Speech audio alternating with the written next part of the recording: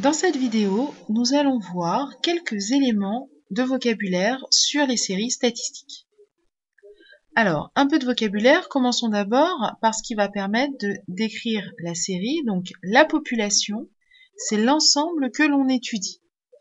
Un individu, c'est un élément qui appartient à cette population. Un caractère, c'est une propriété qui va être commune aux individus d'une population. L'étude statistique donc d'un caractère consiste à partager la population en groupes d'individus ayant la même valeur du caractère. Et une série statistique, c'est l'ensemble des valeurs collectées. Voyons un petit peu sur un exemple ce que cela signifie. Eh bien, j'ai réalisé un sondage dans votre classe, la classe de 4e A, et on a relevé des informations. Déjà, la population étudiée, c'est la classe de 4e A. Les personnes qui ont répondu au sondage, ce sont les individus de cette série statistique. Et donc un individu, c'est un élève de la classe de 4e A. Ces élèves, eh bien, ont des caractères communs. Les caractères possibles, c'est par exemple la couleur des yeux, la taille, le nombre de frères et de sœurs. Puisque tous les élèves ont des yeux, il y a une couleur, ils ont tous une taille, et ils peuvent avoir tous un nombre de frères et sœurs, parce que ceux qui n'en ont pas, on correspond au nombre 0. Chaque caractère peut prendre plusieurs valeurs. La couleur des yeux prend les valeurs marron, bleu, vert, noisette ou noir.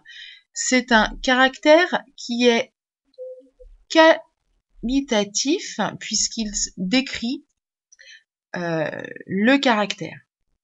Par contre, si je prends la taille ou le nombre de frères et sœurs, eh bien, la valeur du caractère est un nombre. C'est donc un caractère quantitatif, puisque ces valeurs sont des nombres.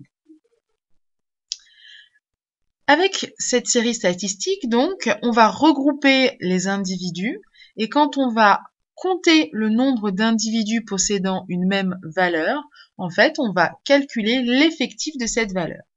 L'effectif d'une valeur d'un caractère, c'est le nombre d'individus de la population ayant cette valeur. La fréquence, c'est la proportion d'individus ayant cette valeur dans la population, c'est donc le quotient de l'effectif de la valeur par l'effectif total. Quelques remarques. La fréquence, puisque c'est un quotient, elle peut être écrite de différentes façons. Sous la forme décimale, je fais ma division et j'écris sous la forme d'un nombre à virgule. Sous la forme d'une fraction, puisque c'est un quotient, donc le résultat d'une division. Ou encore sous la forme d'un pourcentage. Je rappelle qu'un pourcentage, c'est rien d'autre qu'une fraction dont le dénominateur est égal à 100. Dans tous les cas, c'est un nombre qui est inférieur ou égal à 1. Revenons sur notre sondage et regardons la répartition des élèves de la 4e A suivant la couleur des yeux. Alors, j'ai mis toutes les informations dans ce tableau et nous voyons donc qu'il y a un élève qui a les yeux bleus, un élève qui a les yeux verts, 13 qui ont les yeux marrons, 7 qui ont les yeux noisettes et 1 qui a les yeux noirs. Eh bien, voyons la répartition des proportions de ces différentes valeurs. Pour calculer la fréquence d'individus ayant les yeux bleus, eh bien, je vais calculer le quotient de l'effectif 1 sur l'effectif total.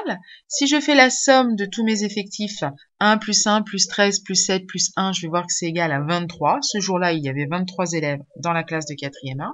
Et je vais donc, pour calculer ma fréquence, faire le calcul 1 divisé par 23. Je peux l'écrire sous la forme d'une fraction, 1 sur 23. Je peux aussi prendre ma calculatrice et regarder à quelle valeur approchée ça correspond. 0,04 environ. Et je peux aussi le donner sous la forme d'un pourcentage, ce sera aussi une valeur approchée, c'est environ 4%. Je vais trouver évidemment les mêmes calculs, les mêmes résultats, puisque je vais faire les mêmes calculs pour la fréquence des individus ayant les yeux verts. Maintenant, des individus ayant les yeux marrons, j'en ai 13. Bien, pour calculer cette fréquence, je vais diviser 13 par l'effectif total, autrement dit par 23. Je l'écris sous la forme d'une fraction, c'est 13 sur 23. Je peux l'écrire aussi sous la forme d'une valeur approchée décimale, c'est 0,57. Et sous la forme d'un pourcentage, 57%. La fréquence d'individus ayant les yeux noisettes, je fais 7 divisé par 23, ça correspond à 7 sur 23 comme fraction. En valeur approchée, c'est environ 0,30 et ça correspond à 30%. Pour l'individu qui a les yeux noirs, sa fréquence est la même que pour les yeux bleus et les yeux verts. C'est un 23e, ça vaut environ 0,04, autrement dit 4%.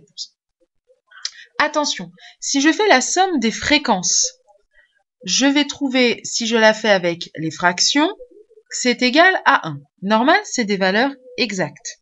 Par contre, si je fais la somme des valeurs approchées de mes fréquences en décimales, je vais trouver que c'est égal à 0,99.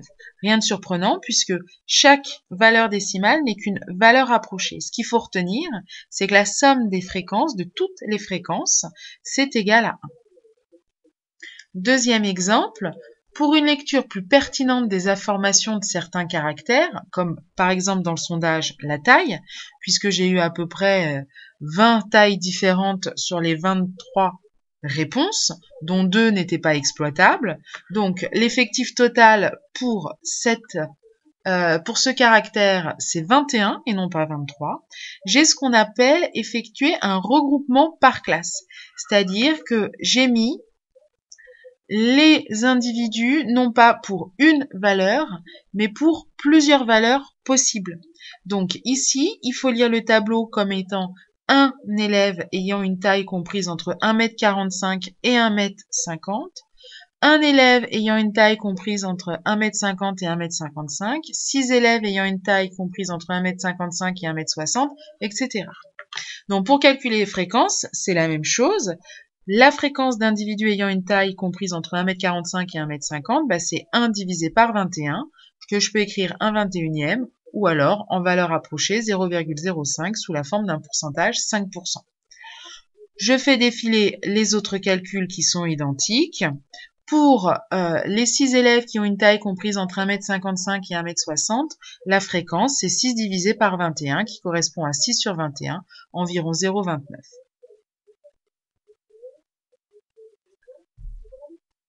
Si je fais la somme des fréquences ici, qui sont des fractions sur 21, je vais m'apercevoir évidemment que la somme de toutes les fréquences est égale à 1.